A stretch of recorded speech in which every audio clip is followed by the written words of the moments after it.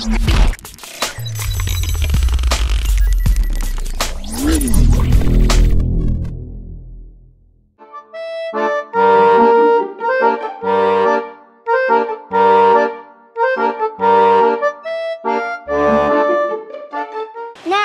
dengar tak kau bahas tadi? Dengar dong ya. Sekarang ayah mau tes kamu. Sebagai anak, kamu harus berbakti pada siapa? Ibu. Kemudian siapa lagi? Ibu lagi ya. Selanjutnya siapa? Ibu lagi dong ya.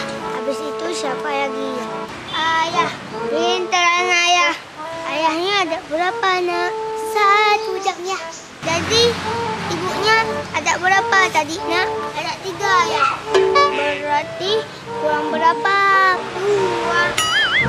Sip, nanti masuk ke rumah bilang sama ibumu ya. Ibu, ibu, ibu. Ibu, tadi kata ayah seharusnya aku punya 3 ibu.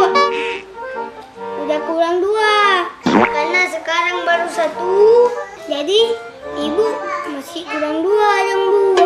Nak, kamu tahu gak ini sayur apa? Terong bu. Ada berapa terongnya? 1 bu.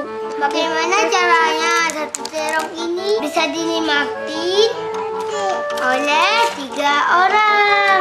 Potong 3 dong bu. Anak pintar, nanti bilang ayahmu ya. Kata ibu, mau gak terongnya dipotong 3?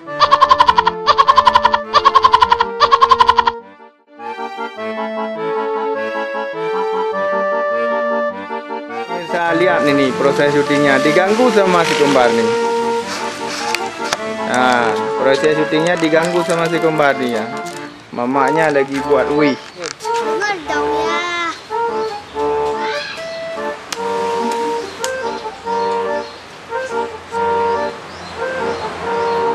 Ibu. Ibu.